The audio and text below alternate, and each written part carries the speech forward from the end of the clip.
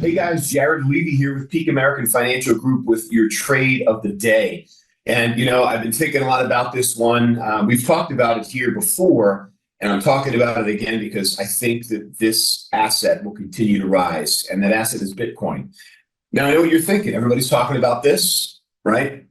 It's here at 70,000, making new highs every day. Do you buy here? And my thoughts are this.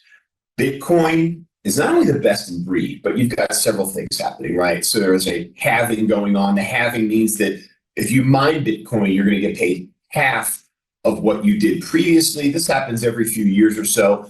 And what that does is, again, it does two things. Limits the amount of production and also theoretically drives up the price a little bit, right? Because it doesn't become worth it for a miner to mine Bitcoin if they're making half as much money unless Bitcoin is worth more money. But the bigger issue here, the bigger driver of Bitcoin's rise and why I think it's easily going to be a $1, $2, $300,000 asset over the next few years is because of the huge pickup from wirehouses, from all of the large institutions out there that simply don't own it. And in fact, the vast majority of people in the world do not own it.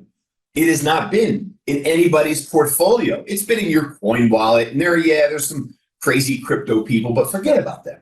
I'm talking about Bitcoin becoming part of our natural portfolio allocation.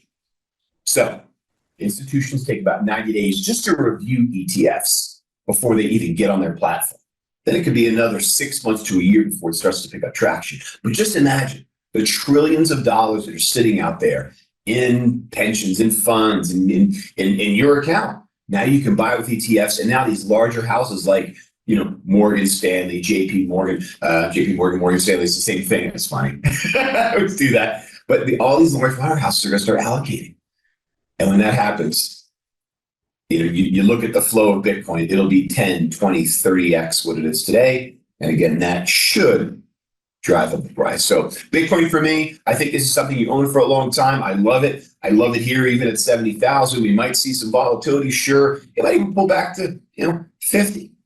But this thing, in my mind, will be 100 to 200,000 in the next 2 to 3 years. That's it for me. Have a great day. We'll see you next week. Go to businessfirstam.com for where to see our show on TV.